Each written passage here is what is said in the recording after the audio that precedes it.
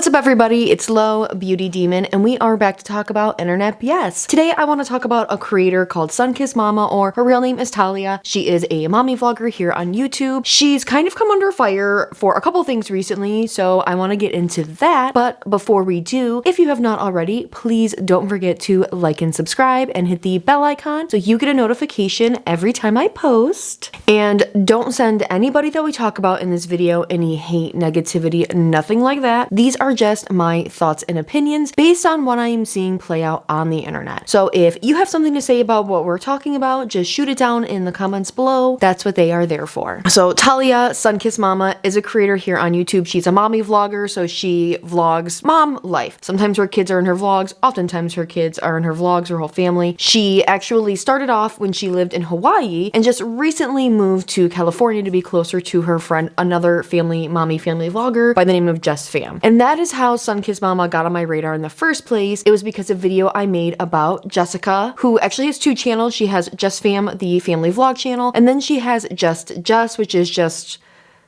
it is about her outside of the family. So it's like basically when she takes like girl trips and stuff like that. So Talia popped up on my radar about 7-8 months ago. I actually made a video about how Jessica was in Nashville on a girl trip with SunKissed Mama and several other mommy vloggers, including somebody named OK Baby. She was followed twice in that trip. Now, Jessica talked about one of the instances where somebody followed them on her Just Jess channel. That is like a tongue twister. And it was like a guy that was following them. But another mommy vlogger with a channel name of Chaotic7 actually made a vlog following Jessica around Nashville, hopes to meet her. Well, it was like so her daughter could meet her because she was a big fan, but we all know that the mom wanted to meet her too. So in this vlog, she successfully met her, and that was what my video was about. And I will link it up here so you can go watch it. So in the comments of that video, several people said, well, that's how SunKissed Mama and Jessica met as well, was she just stalked her all over Hawaii. And I was like, wait, what? So I went back and I watched this video that Talia still has up on the SunKissed Mama channel, where she goes around to Hawaii to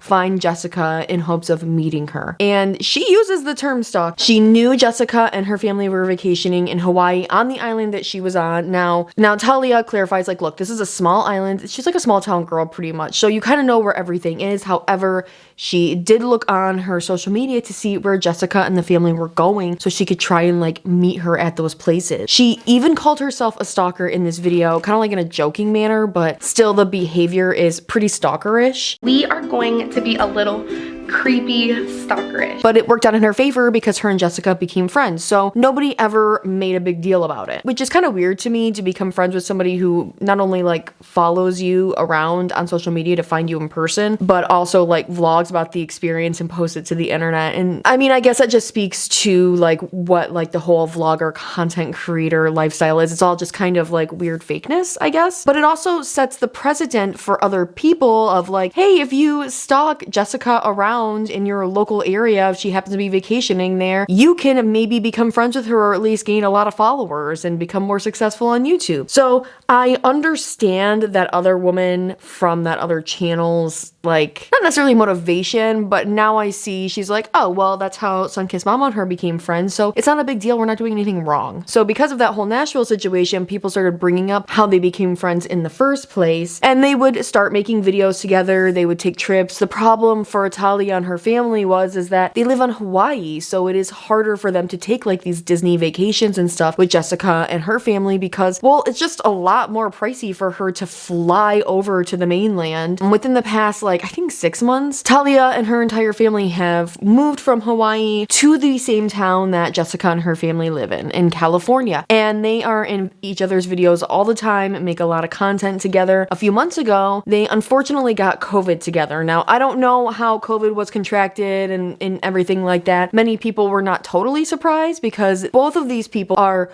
traveling to Disney for content and things all the time. So they actually quarantined together, and I believe the rest of their family went to Disney because that was what they initially had planned. And it was during this time when they were quarantining that they got themselves into some pretty big drama, actually. Now, there was an Instagram account that was a SunKissed Mama fan page, and I don't know if it was run by 3 girls or if it was just one girl and all these girls were friends, but they were starting to express concern with, you know, how lax the 2 women had been all of the travel they're doing all of the time. And also, while these two women were quarantining, they were making a lot of TikToks and Instagram reels and things that were kind of making light of the situation, like, oh, sick at home, can't go to Disney, things like that. It kind of was rubbing people the wrong way already. This Instagram account is run by a high schooler, and they had an Instagram live where they were expressing their concerns over everything we just talked about. Talia and Jessica hopped into their comments and then actually got into their live stream and immediately started reprimanding them. Sincerely Sharon actually posted an amazing video about this. I will link it. I would definitely check it out. But they were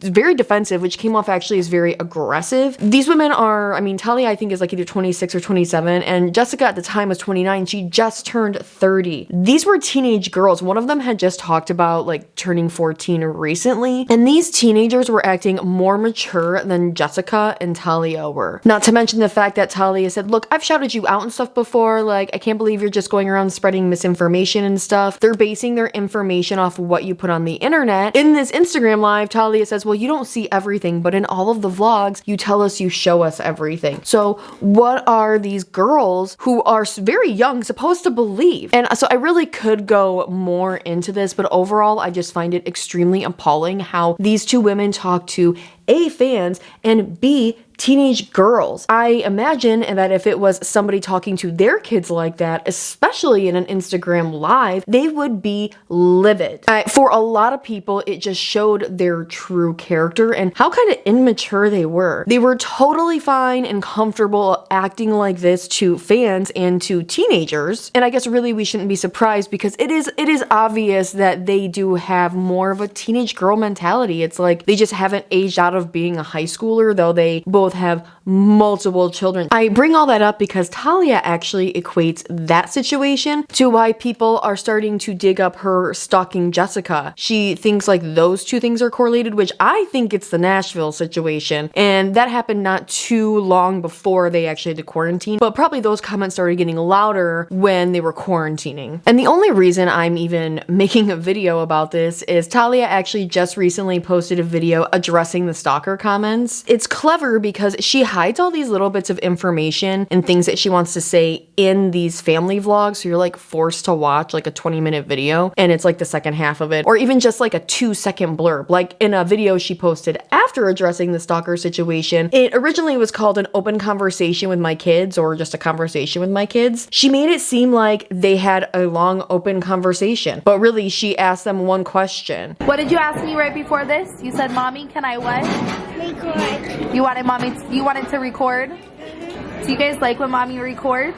Yeah. One question is not a conversation. And also that was like a 3-year-old. So they really have zero cognitive awareness of what it means when mommy vlogs and like who's watching this stuff. She seemed to get like some backlash in the comments and she quickly changed the video and the thumbnail. I wish I had gotten a screenshot of when it was titled the other thing though. But she did change it to surprising my fiance with guests from Hawaii. But the comments do reveal that there was a title change. Specifically, somebody said, did I miss the conversation you're referring to in the headline? And somebody else said, that's what I was thinking. And then another person actually left a timestamp where it was literally one question. But anyway, back to the stalker comments. So this was like almost a 19-minute long video, with the first half, of course, being a vlog. And it included her buying a birthday gift for one of Jessica's sons because his birthday is coming up. Of course, the vlog where you address stalking Jessica and becoming friends with her through that. You're buying her son a birthday present. Like, just read the room a little bit. At 11 minutes, she sits down and addresses this whole situation. She's got a sign that has her channel name on it, like a neon light. Should I get one of those? This is a curtain though, so I don't really know if it would like hang on it. Like I said, she didn't think this was a thing until her Jessica got sick and they went through a situation that was bad for everybody involved. She doesn't really say what that situation was, but it's the Instagram live, but she's not gonna really talk about or admit like what it was at all. And it doesn't seem like you regret it based on your and Jessica's like other social media, TikTok, Instagram kind of stuff. I don't think so. She says she shares everything except for things that are untruthful. But then she goes on a rant how influencers become friends with other influencers all the time and people cheer that on and they love that stuff. But when it comes to her and Jessica, people don't like that because she has way less followers than Jessica. So like people don't think that's right. So in her mind, she thinks this is why people are making a fuss about this. One of them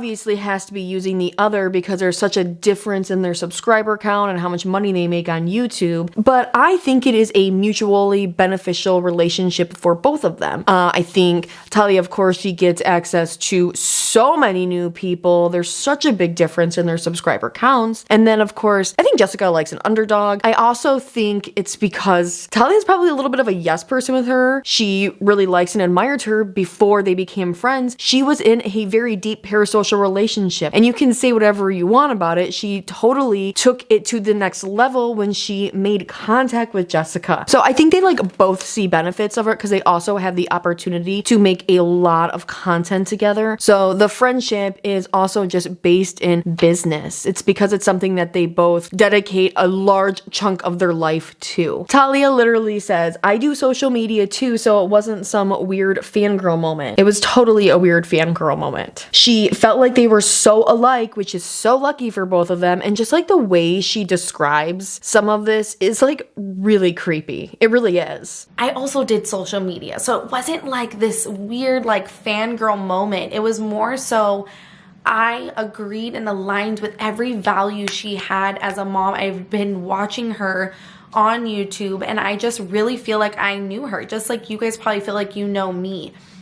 And I just knew that she would be someone I want to hang out with in life. I knew she was coming to Hawaii and I wanted to meet her. I just wanted to say hi to her. And I went to 2 places, 2. And on the second place, within 1 minute, she walked up. And I had no idea that she would even be there. Like, it honestly was such a weird coincidence. It was like we were meant to see each other. Like, it was so meant to be, it's not even funny. We picked up 2 dozen of the world's best. And I want to say the world's best because ain't nobody do donuts like Hawaii. We just validated because we think she's at this spot. We're literally running here. We have no idea. I'm starting to draw blanks, meaning I have no idea what I'm gonna say if I do see her. So we just searched that beach and we couldn't find anything there, not even the boat. The boat, they said, hadn't been there all day. So we're gonna go to another location where we think they may be at. But where, guys, Jess? We see them. Where's Jess? We see them. There's Chris. Oh my god, I can't even breathe right now. And she says, like, you know, I just wanted to say hi to Jessica, like, that's all. And then I was gonna just go on my way. You know, I didn't expect, you know, us to become good or friends, but that was like the ideal situation. You know, that was like a fantasy that was like happening in her brain. She just was like, that's not gonna become real, but she, in the back of her mind, was probably hoping that it would. And lucky for her, lucky enough, it did. But she just saw it as like, you know, making a video with another influencer. The difference is between what she did and what actual collabs are is other influencers, when they are collabing, they will either reach out to the other influencer or their people will reach out to their people, and they will come up with like, what are we gonna do? Or if they're vloggers, they'll come up with something, you know, but they know what's gonna happen. Like, both people know that it's gonna happen. This wasn't a meet and greet. This wasn't a planned collab. This was you just showing up at a place that Jessica and her family were while they were on vacation. And it's lucky for you that you were not a man, because if that had been the exact same situation, but Talia was a man, the outcome for them would have been totally different. Because really, when it comes right down to, is this really technically legally stalking, is Jessica's feelings about the situation. It's not about how somebody's intent is, it's about how somebody feels with stalking. Now, I've looked a lot into this, and like, somebody could have the most innocent intentions, but if somebody feels threatened, they're being followed, they feel like they're being harassed, Jessica could have pressed charges, but instead it was just this like tiny girl and then her pregnant sister, and there may have been a kid with them too. I wonder if Jessica let her kids eat all those cookies from the strange lady that she didn't know. But yeah, this wasn't pre-planned. This wasn't a meet and greet. Now, I've been to lots of conventions and drag shows and all kinds of things where there are big celebrities all over the place. I only interact with them at the appropriate meet and greet places, or maybe if I see them like at concessions or something, I might say hello. But I'm not gonna go to their hotel. I'm not gonna go on their social media and try and figure out where they're having dinner and things like that. That is abnormal abnormal behavior. It is not something that should be encouraged. Now, I don't believe she had any malicious intent with Jessica. Like, I feel like it was a fangirl moment. She can play it off as it wasn't a weird fangirl moment, but girl, that's what this was. It doesn't make it any less dangerous because as we've already seen, it sets a precedent for other people that, hey, if you follow Jessica, cool things can happen for you. So then in this video, she tries to own calling herself a stalker. She's like, I called myself this first. It doesn't like take it away, but I guess she's like trying to own it more, but she's not taking accountability for it. And she says, you know, like Jessica thought it was really cool and stuff like that because she's thinking about it from a content creation point of view, not like a real person, like, oh my gosh, that's actually kind of scary and dangerous sort of thing. And then she says it was really just a coincidence that she met Jessica. It wasn't a coincidence. You went to 2 different locations, you bought cookies,